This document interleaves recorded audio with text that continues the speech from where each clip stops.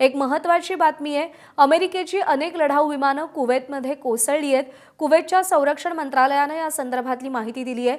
अमेरिकेच्या लढाऊ विमानातले पायलट मात्र सुरक्षित आहेत। असोसिएटेड प्रेस या वृत्तसंस्थेनं या संदर्भातली माहिती दिलेली आहे। इराणच्या प्रत्युत्तरात अमेरिकेची विमानं पडल्याची शक्यता वर्तवली जाते।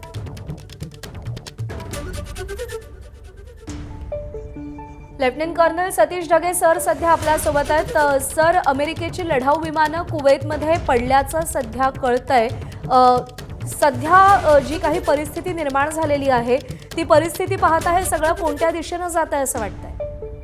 नक्कीच आपण पाहतोय प्रज्ञा की मागच्या काही तासामध्ये प्रत्येक तासागणित या युद्धाची दाहकता जी आहे ती वाढतच जाते आणि पुढचे 48 ते 72 तास अशाच प्रकारे IRGC कडून हल्ले होतील। त्याचबरोबर अमेरिका आणि इस्रायल सुद्धा हल्ले करतील अशा प्रकारची ही सगळी चिन्ह त्या ठिकाणी आहेत। आणि मुख्यतः या कुवेतच्या या सगळ्या प्रकरणाविषयी जर आपण पाहिलं तर युद्धामध्ये एक महत्त्वाचा कॉम्पोनंट असतो इन्फॉर्मेशन वॉरफेअर। म्हणजे प्रत्येक साईड हे सांगण्याचा प्रयत्न करत असते की मीच कसं बरोबर। मग एका बाजूला जर आपण पाहिलं तर आपण जसं जाणतो की इराणनं मुख्यतः IRGCनं मागच्या काही तासांमध्ये जबरदस्त असे ड्रोन हल्ले आणि बॅलिस्टिक मिसाईलचे हल्ले त्या ठिकाणी केलेले आहेत। अमेरिकेचे जे वेगवेगळे बेसेस आहेत त्याच्या विरुद्ध केलेले आहेत। कुवेतमध्ये अमेरिकेचं असंच एक एअर बेस आहे आणि म्हणून इराणनं जे मिसाईल किंवा ड्रोन हल्ले केले त्यामध्ये अशा प्रकारे अमेरिकन F-15 विमानाचं नुकसान झाल्याची शक्यता त्या ठिकाणी नाकारता येत नाही। ही एक बाजू जी आहे इराणच्या साईडनं सांगितली जाते। तर दुसऱ्या बाजूने जर आपण त्या ठिकाणी पाहिलं तर कुवेतचा असा दावा आहे जो ऑफकोर्स अमेरिकेचं मित्र राष्ट्र त्या ठिकाणी आहे।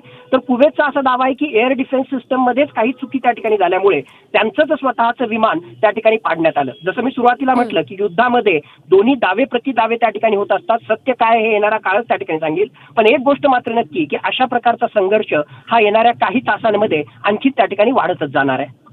निश्चित सर, आभार आपले। आपण सविस्तर मार्गदर्शन केलं या सगळ्या संदर्भात त्यासाठी। ABP माझा, उघडा डोळे बघा नीट।